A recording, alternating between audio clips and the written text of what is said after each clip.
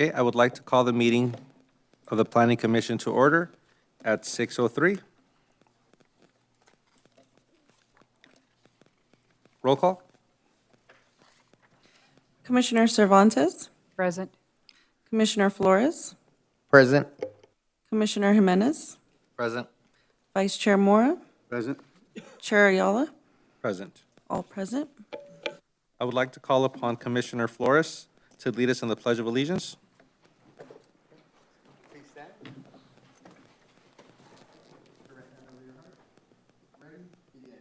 I pledge allegiance to the flag of the United States of America and to the republic for which it stands, one nation, under God, indivisible, with liberty and justice for all.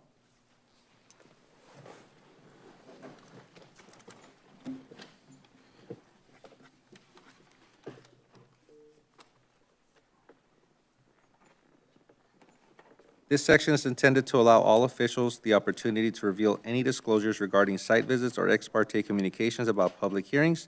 Are there any ex parte communications? None. None. None. None. None. Public comments on the agenda and non-public hearing agenda items. At this time, the general public may address the Planning Commission on both non-agenda and non-public hearing agenda items. Comments relating to public hearing items will be heard during the public hearing. Please be aware that the maximum time allotted for members of the public to speak shall not exceed 3 minutes per speaker. State law prohibits the Planning Commission from taking action or entertaining extended discussions on a topic not listed on the agenda. Please show courtesy to others and direct all of your comments to the chairperson. Planning Commission Secretary, do we have any members of the public present that wish to speak today? None. Okay, great. I will now close public comments and move on to the next item. Consent calendar, item number 1. All matters listed under the consent calendar are considered to be routine. Any consent item a planning commissioner wishes to discuss should be designated at this time. All other items may be approved in a single motion. For consent items numbers 1, 2, 3, 4, 5, and 6, is there a motion and a second for the approval of these consent items? May we have a motion I'll move. and a second? I'll second. Morris, thank you. Planning Commission Secretary, roll call vote, please. Commissioner Cervantes, Aye. Commissioner Flores, Aye. Commissioner Jimenez, Aye. Vice Chair Mora, Aye. Chair Ayala, Aye. passes 5-0. So ordered. There's a 14-day appeal period for anyone wishing to appeal these matters. Okay. New business, item number 2, Parkway Tree Removal Appeal Decision. Resident request for removal of Parkway Tree at 11122 Ringwood Avenue. I would like to call upon the Director of Public Works, James Enriquez, to present this item.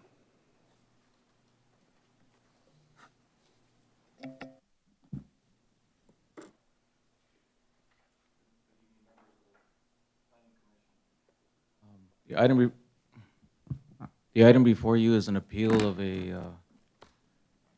request to remove a tree located at 11122 Ringwood Avenue. Do we have the presentation?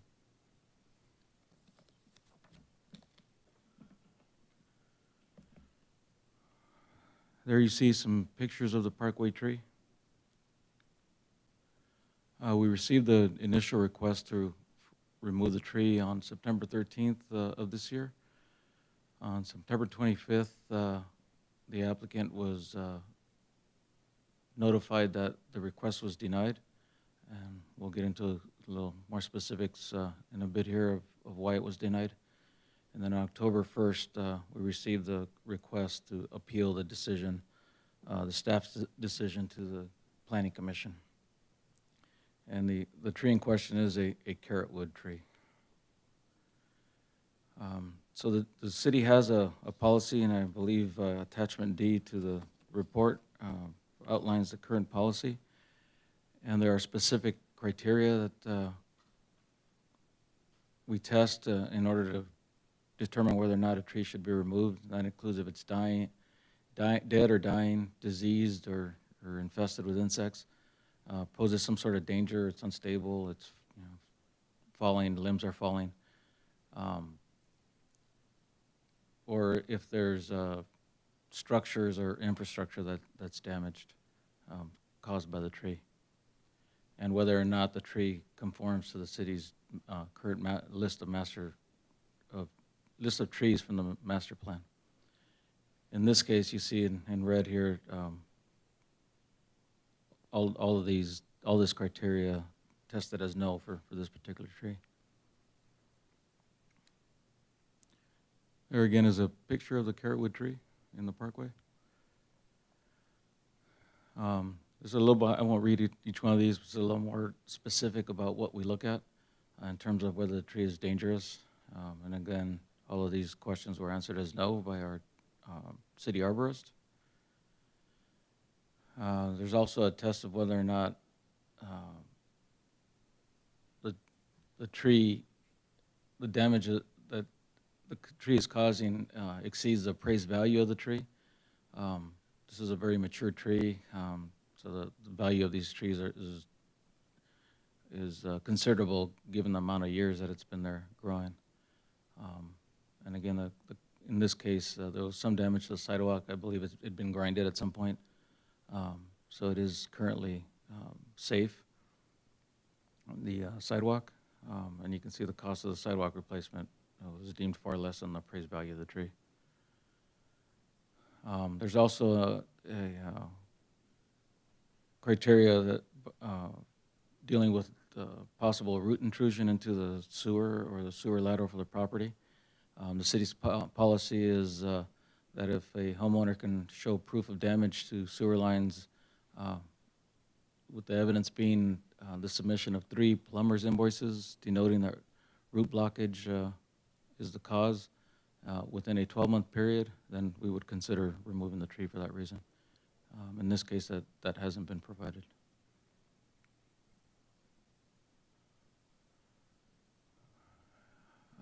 In terms of the maintenance of the tree, this tree was last trimmed in August of 23. And if we were going to consider replacement per the master plan, an Australian willow is called out in the master plan for this particular block.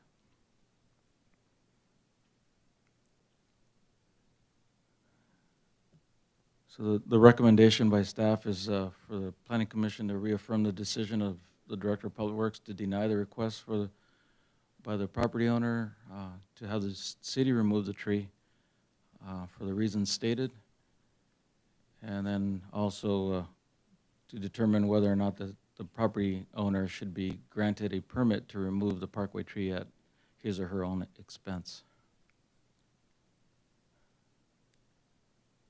That concludes my report. I'd be glad to answer any questions.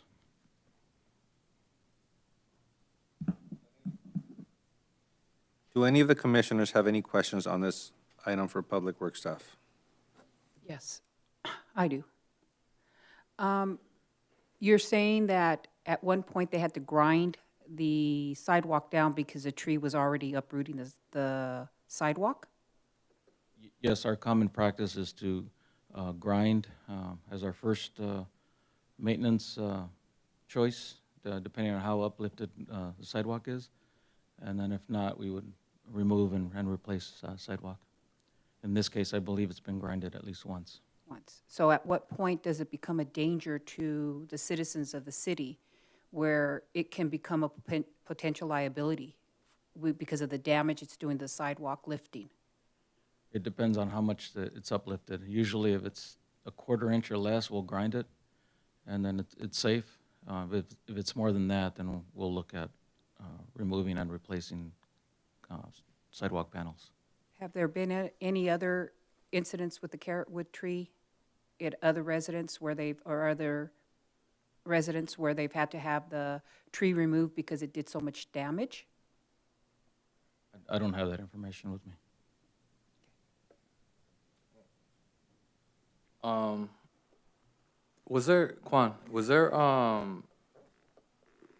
Recently, did we have other complaints or people that wanted their trees down, that we let them pay for it to get it removed if the city doesn't pay for it? So there's been other tree removal requests. They all actually are handled through the Public Works Department, but I do recall an incident recently within the last couple of years where we did allow the property owner to do it at their expense as an option that the Planning Commission could take. Okay. Was this presented to them that they could pay out their own expense, or? Yes, and that's actually the request before you. As part of the appeal, they asked if, Yeah, I seen that. That's what I was just wondering. Okay.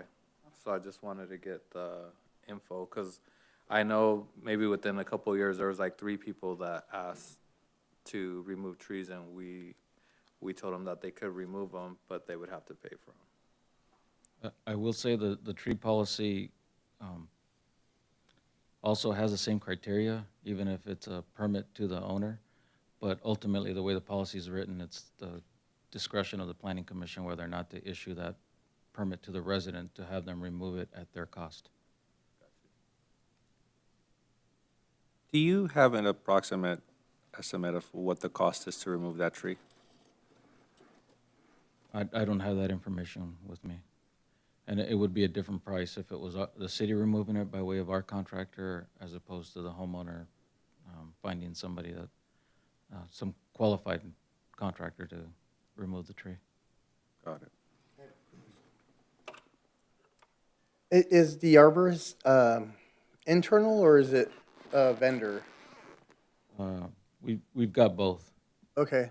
And then how often do the arborist or arborists, how often do they do like damage analysis throughout the city? As far as, do they go around and look at the tree farm and say, you know, we have X amount of trees that are dying or causing extensive damage? Is that done in a 3-year period, 5-year period? Is that? It's not done routinely. It's really on an on-call basis, whether it's a report from a resident or one of our own staff members, or as part of the routine trimming. Okay. The contract trimmers will report any trees they believe are diseased. Got it. And I have one final thing. From the arborist's opinion, do they not want the tree removed at all, or they're okay with the tree being removed so long as the city's not burdened with the expense? So the way the policy is written, the criteria that you saw on the screen there, were to assess that particular criteria. And if you read the policy, it's actually written in that, at least in the memo that was adopted in 2000, I believe, that the intent of that is to create a threshold, if you will, of removal, so that removal isn't too easy, because otherwise, you know, if we remove too many trees, sooner or later, our tree inventory would be, our tree numbers would go down, and these are trees that are, you know, 20, 30, 40 years old that are hard to replace. So it's purposely written that way so that that threshold is not too low in terms of, you know, the criteria that we, under which we would remove trees. So Rodriguez, and when I was looking at the reasoning behind it, I saw that it's because it drops a lot of flowers, it creates a mess, not necessarily because it's created a lot of damage thus far, correct? The initial request did state that it was, I believe it was either flowers or seeds that were causing issues with skateboards and that sort of thing. Now, do we know how much damage it has caused aside from the uplifting of some of the sidewalk? I don't have any evidence of any other types of damage. Okay. But wouldn't it be prudent if the homeowner is willing to pay for the tree removal, to go ahead and allow them to mitigate these problems with children hurting themselves or adults hurting themselves?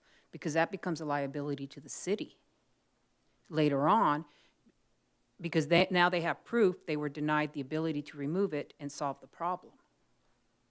So the way the policy is currently written is that would be the discretion of the Planning Commission to issue a permit for removal. Yeah, a couple questions, James. Last time it was pruned was on a year ago, August 23? Yes. And then what is the pruning schedule or cleanup schedule for those trees? I believe we're on a 3-year cycle. Yes. Okay. And then you had mentioned that if the sidewalk is lifted about a quarter inch, it would just be ground down. So how much time do we give it before it comes back to either a quarter inch or greater, before it's considered a liability? It depends on the actual uplift, so it really depends how fast that root's growing as to how long it'll take for, a quarter inch to come back, and then we'd either regrind if it's possible, or consider replacing the sidewalk panels at that time. Are we still planting those type of trees in the city? Yes. Got it.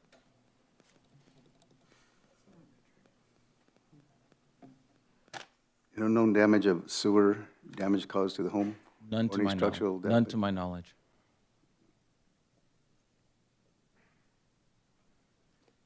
Any further? Yeah, just so that you know, sometimes the damage to the sewer line isn't found until it's at the point where you have to replace the sewer yourself, and it actually becomes a homeowner's responsibility to replace a sewer line.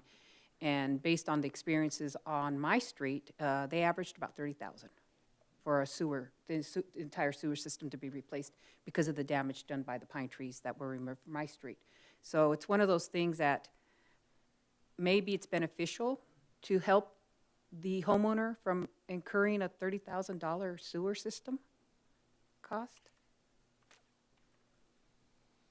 And it could happen tomorrow, it could happen 10 years from now, but I know I could do a lot more with $30,000 and replace a sewer system. Commissioners, any further questions or comments? Just regarding the arborist, they don't come to the meetings to speak with us, or you're speaking for the arborist? Correct. So they have their findings in the reports that are written for the tree, and staff depends on those to inform the commission. And are the applicants here to speak, or The applicant is not here. not there? Okay. Okay.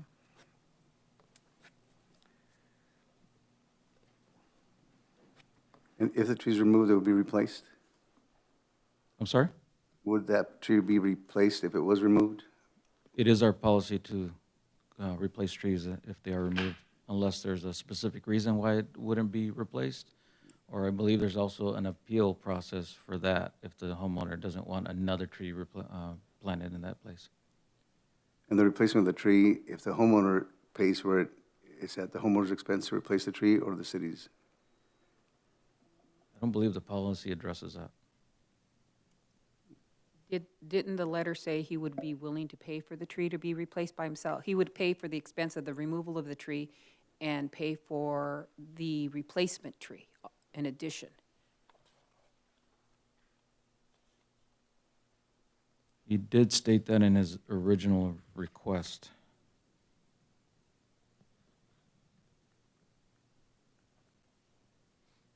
And in the appeal. Okay, so at this point, all expense would be bared by the resident, not by the city. If he was issued a permit for removal, yes. Okay. Well, being that the speaker's not here, guess we can move on to a motion for the Parkway tree removal appeal decision, residents' request for removal of Parkway tree at 11122 Ringwood Avenue. Do you have a motion? I'd like to bring in a motion to grant the property owner the permit to have the tree removed and replaced with the tree chosen by the arborist. I'll second.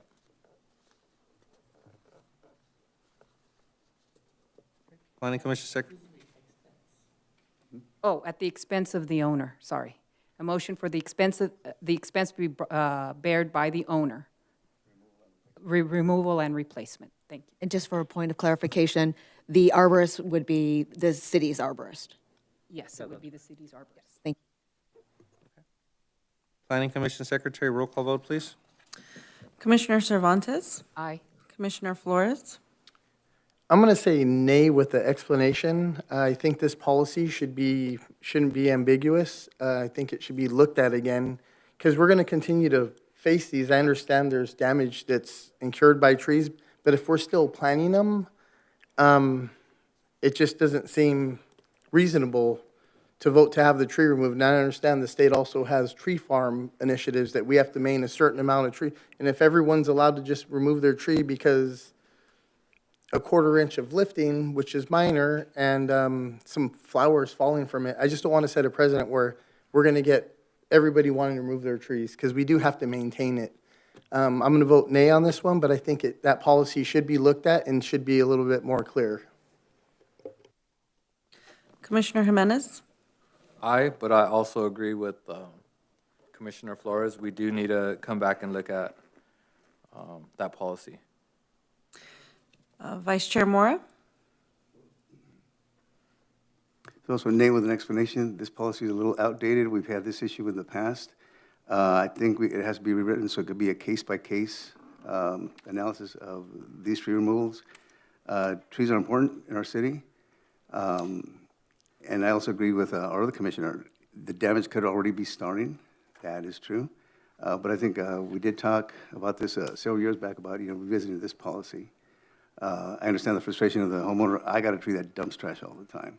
I just go out there and I sweep it, and hopefully not in my sewer system yet, but also giving the homeowner an opportunity to, grant an appeal. But I think we need to look at this policy. So it's a nay at this time. Chair Ayala? I will nay, also asking that we review this policy. Okay, so the vote is 2 to 3, so it does not pass. So ordered. Thank you. Esmeralda, just for a point of clarification, does it require, from my reading of the policy, does it require a majority vote? A 3-2, 3 yay, 2 nay? Is that correct? 2, It was actually 3 nays. 3 nays 3 and nays. 2, okay, so it doesn't pass. My apologies. Thank no, you. no worries.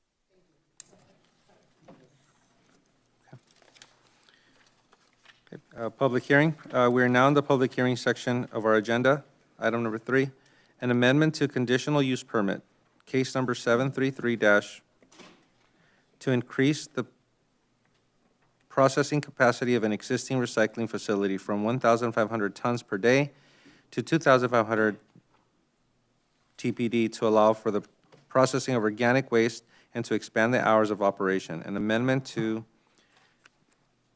modification permit, case number 1255, to waive the requirements for the full number of parking spaces at 9010 and through 9030 Norwalk Boulevard located within the M2 heavy manufacturing zone and adopt a mitigated negative declaration, Universal Waste Systems, Inc. I now call upon Senior Planner Vince Velasco to introduce this item. Good evening, Commissioners. I'll be your MC for the next 3 items. Starting with this project located at 9010 to 9030 Norwalk. Whoa. Sorry about that. The land use designation is industrial with a zoning of N2 heavy manufacturing. And the applicant is Universal Waste Systems Incorporated, UWS. So a little background on this project. The Planning Commission approved the following entitlements on June 22nd, 2015. Included CUP case number 733 to establish, operate, and maintain a material recovery facility, also known as a MRF, and a transfer station. The DPA case number 879 was to construct a 20,000 square foot building associated with the MRF and transfer station. And lastly, the mod case number 1255 to not provide all of the required number of parking spaces. The proposed project includes an amendment to CUP case number 733 and an amendment to mod case number 1255. UWS is a family-owned company and has been providing waste collection, transfer, and recycling services in LA County since 1987. UWS has operated a MRF and transfer station at this location since 2019. And though UWS does not provide collection services to the city, they do offer transfer and recycling services to the city's franchise collectors and local self-haulers. Senate Bill 1383 was passed in 2016 as part of California's strategy to combat climate change. SB 1383 aims to reduce the amount of organic waste in landfills in an effort to reduce the emissions of short-lived climate pollutants. Jurisdictions are responsible for implementing SB 1383, including securing access to recycling and providing food recovery capacity, and utilizing existing local waste management processing facilities is the most efficient way to, for the city to be compliant with these capacity planning requirements.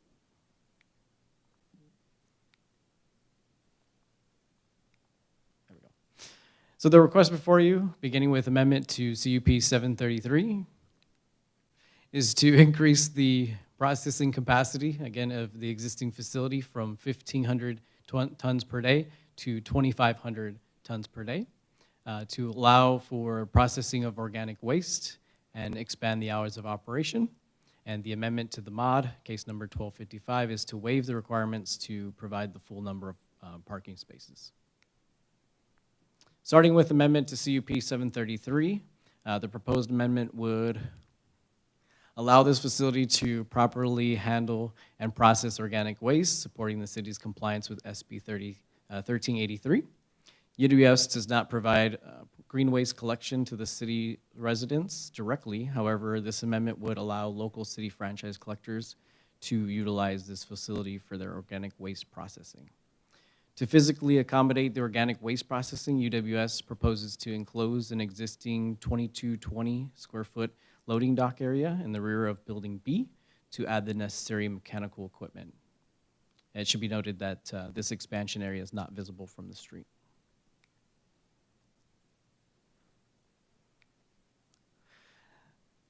Furthermore, the amendment includes additional tonnage capacity to the recycling facility from 15, oh no, I already said that, didn't I?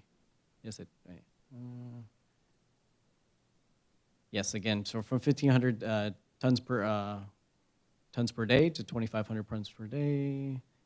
Let's see. Okay, sorry, I don't know why the slides are moving.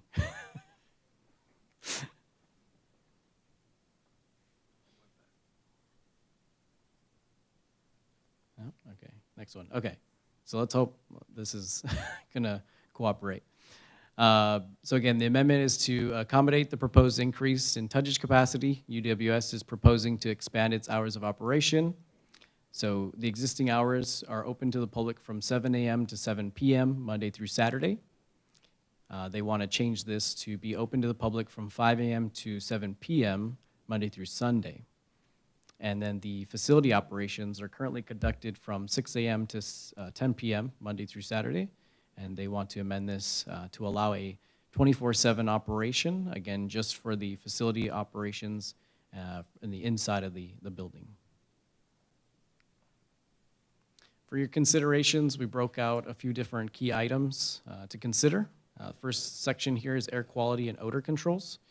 So we want to let you know that an air quality study was conducted as part of the environmental review and concluded that no significant adverse impacts are anticipated.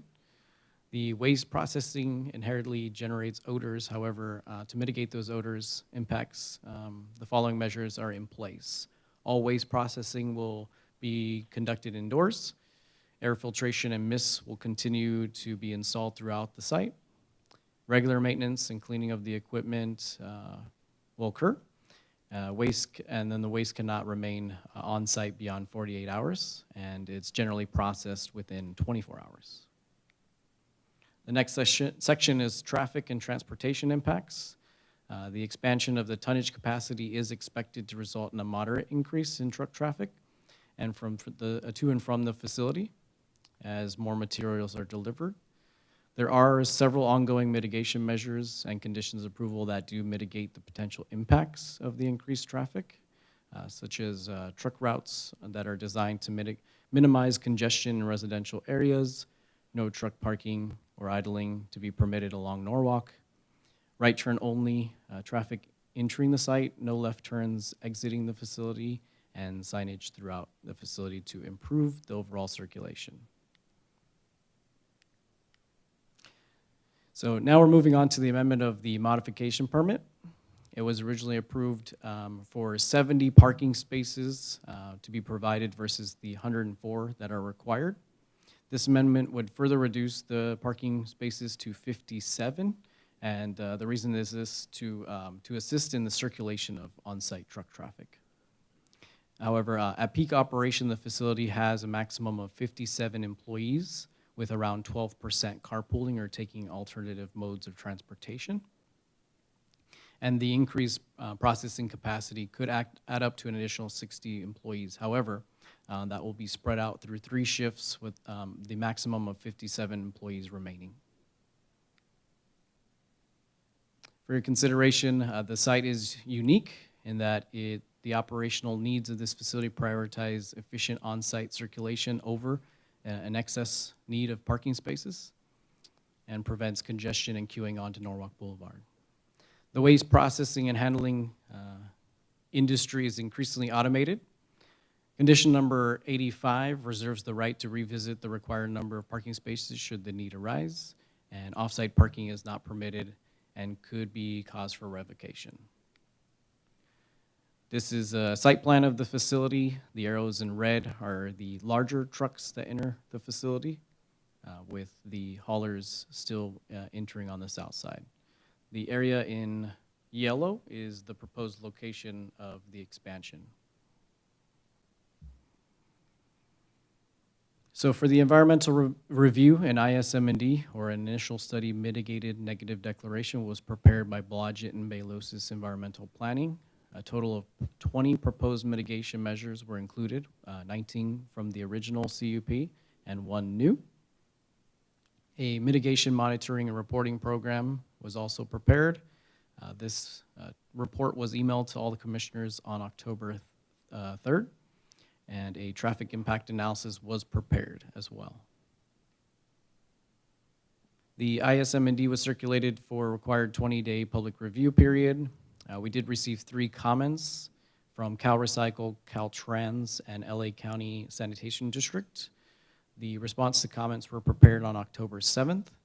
None of the comments were in opposition to the project, and Caltrans noted that the infill nature of the project is in line with the strategies for reducing greenhouse gas emissions.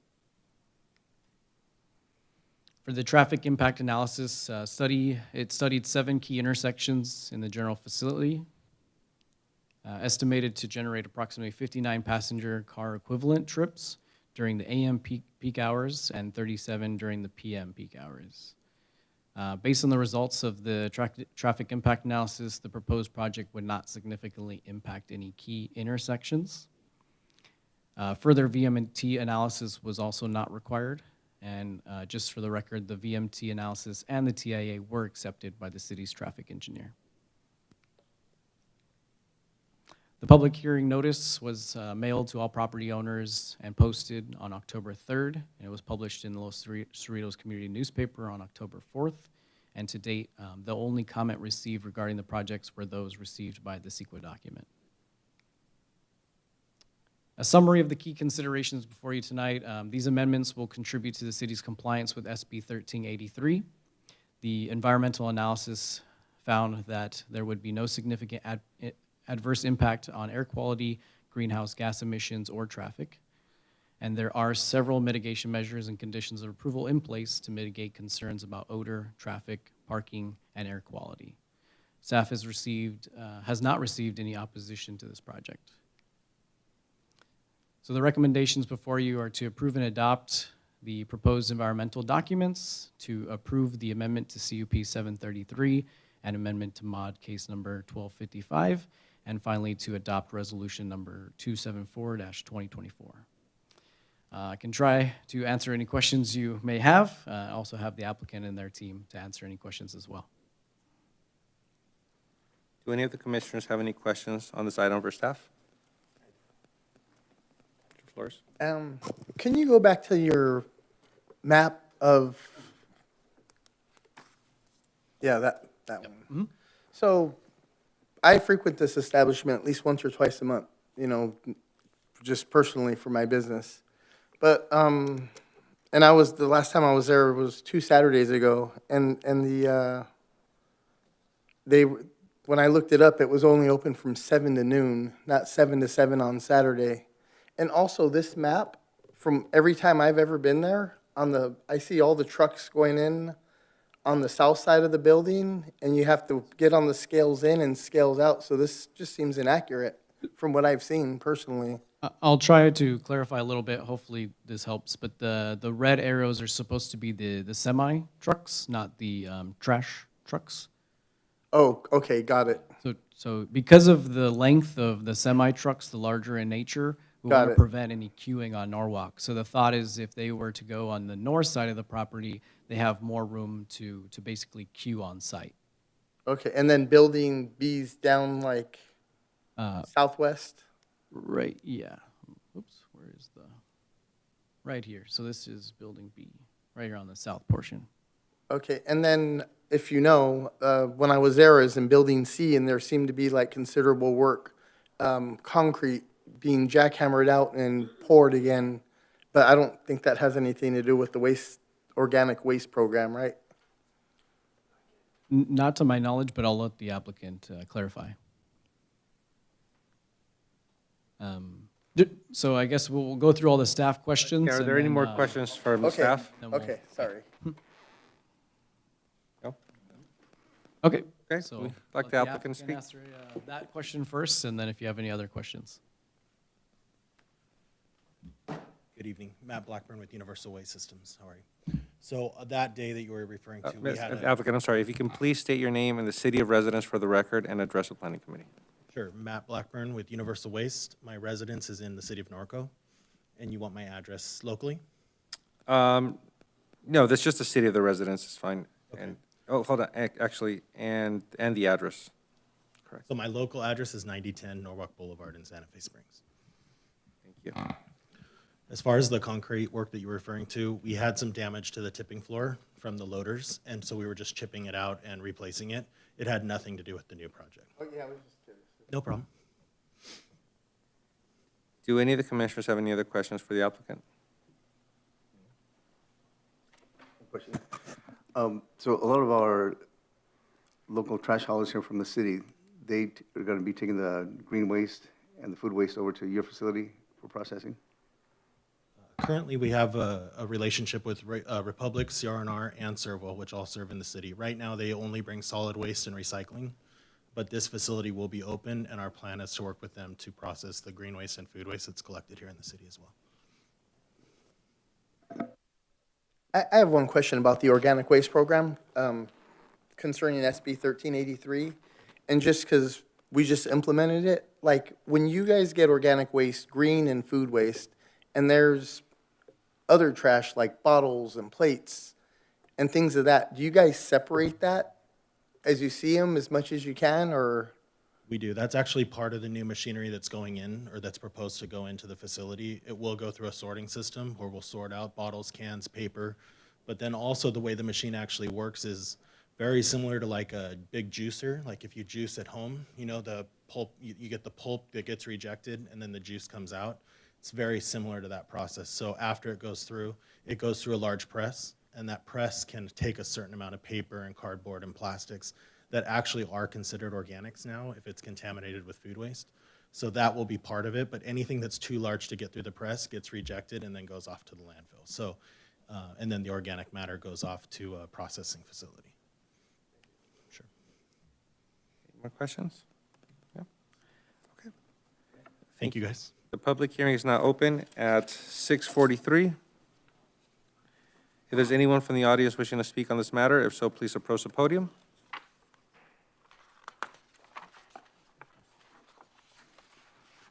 Seeing that there are no other speakers, the public hearing is now closed at 6:43. This is now time for the deliberation by the commissioners. Commissioners, anyone like to start a discussion on this item? No? Okay. Is there a motion to adopt resolution number 274-2024, which incorporates the Planning Commission's findings and actions regarding this matter? Do we have a motion? I'll move. Second? Thank you. Planning Commission Secretary, roll call, please. Commissioner Cervantes? Aye. Commissioner Flores, Aye. Commissioner Jimenez, Aye. Vice Chair Mora, Aye? Chair Ayala, Aye. passes 5-0. So ordered. There's a 14-day appeal period for anyone wishing to appeal this matter. Item number 4, amendment to conditional use permit, case number 803, to allow the expansions of the previously approved gymnastics facility into the adjacent tenant space at 10833 Shoemaker Avenue and adopt a notice of exemption under CEQA Section 15301, existing facilities, Majestic Gymnastics. I now call upon Senior Planner Vince Velasco to introduce this item. Hello again. As stated, this is an amendment to an existing use. The address is 10829 Shoemaker Avenue. The land use is industrial, zoning is M2, and the applicant is Majestic Gymnastics. So a little background, on November 12, 2019, Majestic Gymnastics obtained CUP 803 for the indoor gymnastics use. The request before you is to expand their operations into an adjacent tenant area at 10833 Shoemaker Avenue. Here's a site plan, site aerial, and a floor plan of the existing tenant space in red. And then they would be moving, the cursor's not working. They're moving into the area in yellow, so they're expanding next door. The area that they're moving into is approximately 10,000 square feet. They would be using about 4,200 for gymnastics, another 4,200 for open clearance area, and 994 square feet for office. Should be noted there's no exterior changes proposed. Should be noted that there's a shared parking agreement per DPA 273, includes 6 properties. The requirement is 767, and the 6 properties provide a total of 95 parking spaces. For the environmental review, it was deemed that this project is category exempt pursuant to Section 15301 and Class 1 existing facilities. For the public hearing notice, it was mailed out to all property owners within 500 feet and posted at various locations on October 3rd.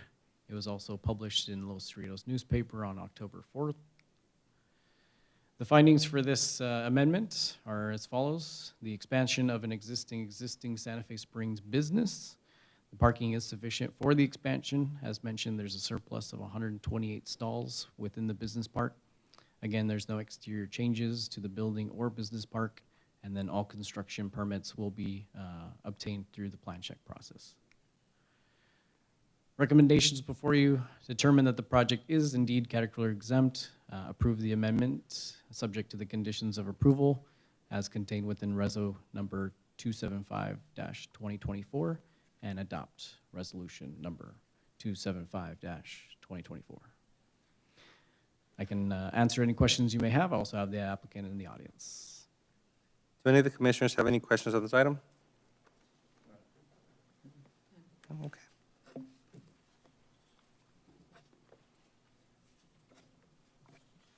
Okay, public hearing is now open at 6:47. Anyone from the audience wishing to speak on this matter, if so, please approach the podium. Okay, the hearing is now closed at 6:47. This is now time for deliberation by the commissioners. Would anyone like to start discussion on this item? Nope. All right. Is there a motion to adopt resolution number 275-2024, which incorporates the Planning Commission's findings and actions regarding this matter? Do we have a motion? I'll move. Second? I'll second. Fantastic. Planning Commission Secretary, roll call vote, please. Commissioner Cervantes, Aye. Commissioner Flores, Aye. Commissioner Jimenez, Aye. Vice Chair Mora, Aye? Chair Ayala, Aye. passes 5-0. So ordered. There's a 14-day appeal period for anyone wishing to appeal this matter. Okay. Item number 5, conditional use permit, case number 844, to allow the establishment, operation, and maintenance of an ambulance services use at 10740 Forest Street and adopt a notice of exemption under CEQA Section 15332, Class 32, Infill Development, Viewpoint Ambulance and Services. Planning Commissioner Velasco. Thank you, Chairperson. This is a new CUP. again, to allow a new ambulance service use at 10740 Forest Street. Again, the land use is industrial, zoning is M2, and the applicant is Viewpoint Ambulance Services. Some business background: Viewpoint Ambulance Services has been in operation since 2014 with 2 existing locations in the cities of Anaheim and Covina.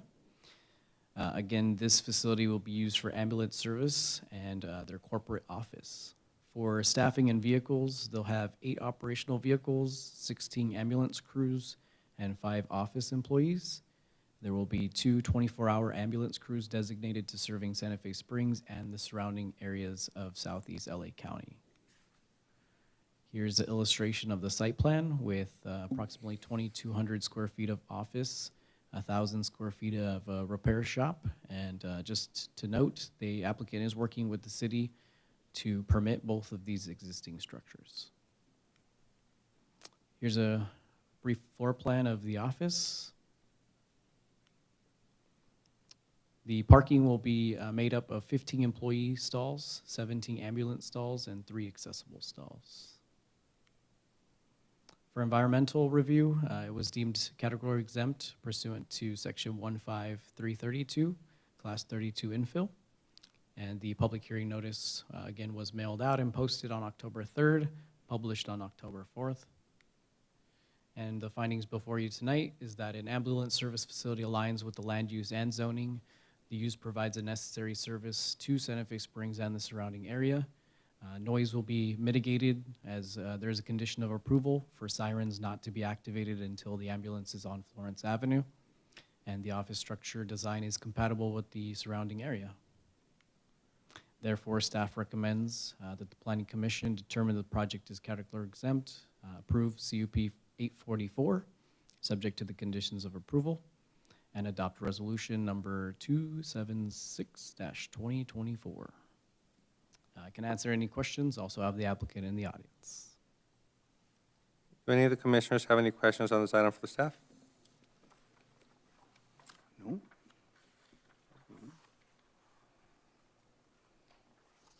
Would the applicant like to speak on this matter? Okay.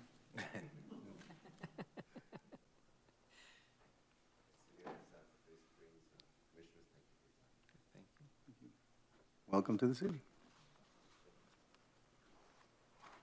Okay, I will now open the public hearing at 6:51. Anyone like to discuss anything on this matter? No? Okay. All right. So seeing that there's no speakers, nothing to deliberate, so we will close it at 6:52. Is there a motion to adopt resolution number 276-2024, which incorporates the planning commissioner's findings and actions regarding this matter? Do we have a motion? I'll move. A second? I'll second. Sounds good. Planning Commission Secretary, roll call vote, please. Commissioner Cervantes, Aye.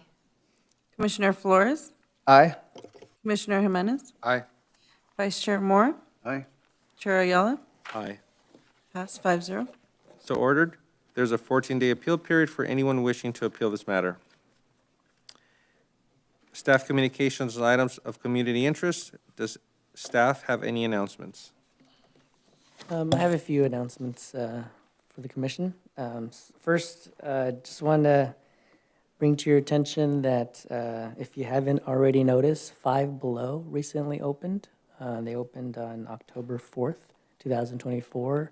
They're at the Gateway Plaza. Next to Five Below, you'll notice there's still some tentative improvements occurring. That will be a Wells Fargo. Construction is still taking place, and that is expected to open the first quarter of 2025. Coming soon is Mr. Fries. I don't know if you've heard of that, but it's basically loaded fries, different ways. Located just catty corner of Gateway Plaza at the Food for Less Center. They are slated to open approximately October 26th of this month. And last but not least, I just wanted to introduce to you our newest planning intern. Cynthia Alvarez. She joins the Community Development Department with a bachelor's in Geography and Environmental Science, and also Sociology from UCLA. We won't hold it against her that she's a Bruin. A few fun facts about Cynthia is that she's been training Muay Thai, so be careful, and enjoys baking desserts and playing games on her Switch. And also, I'd be remiss to also not introduce our new Assistant City Attorney, Susie Altamirano, to the commissions as a commission secretary. Welcome both.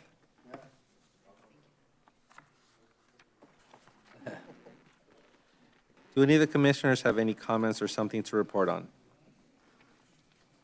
I do. I never say anything at this time, but it's holiday season coming up.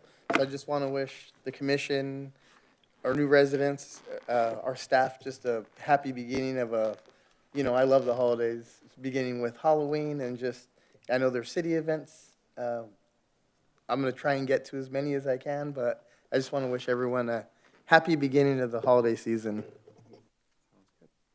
Thank you very much. And yes, happy holidays to everyone. I'd like to say thank you to the staff. You're always gracious and going beyond the call of duty sometimes. So thank you for all your hard work. It is appreciated. Any other comments? I'd just like to say happy holidays, happy holidays, and welcome to our new staff and to our new attorney. Likewise, just ditto what everybody said. What else can I say? Eh? And then, of course, so welcome to our city. Yeah, important. Okay. Yeah, go ahead. Yeah, I'm just going to say ditto as well. I'm the last one, so. So, as you may or may not know, the next planning commission falls on Veterans Day. So we'd like to poll the commissioners tonight to see if there's an alternative date. Staff's preference would be Wednesday, November the 6th. But we're here tonight to see if that date works. If not, any alternative dates to move that commission meeting to. I personally can't do Wednesdays.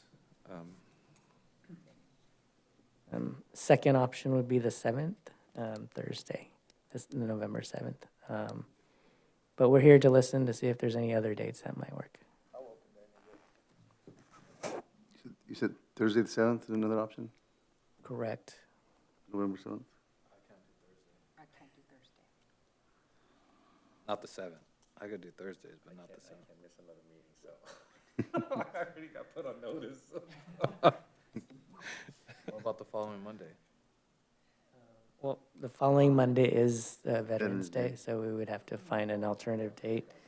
Tuesday is council meeting, because that got moved, so we can't do Tuesday. 5th is election day. Yeah, we have election week on the 5th, the Tuesday. So we're hoping for that Wednesday or Thursday, the 6th or the 7th after election. Yeah, I guess the next available dates appears to be the 13th, 14th, but we have not checked with our assistant city attorney for her availability for those dates. I think we're going to get into the same situation, so I cannot do any Wednesday. Right. Yeah. 18th, Monday?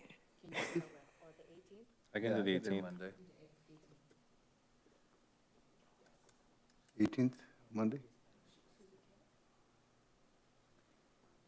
So Esmeralda will be on vacation, but we'll find a suitable replacement for her. Cancel it.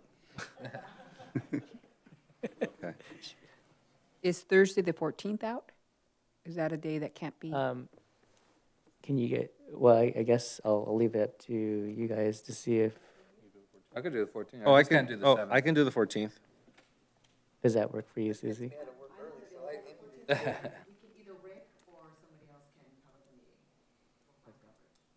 So it seems like the 14th or the 18th, I don't know if the commissioners have a preference, but I think we can seem to make both dates work for you.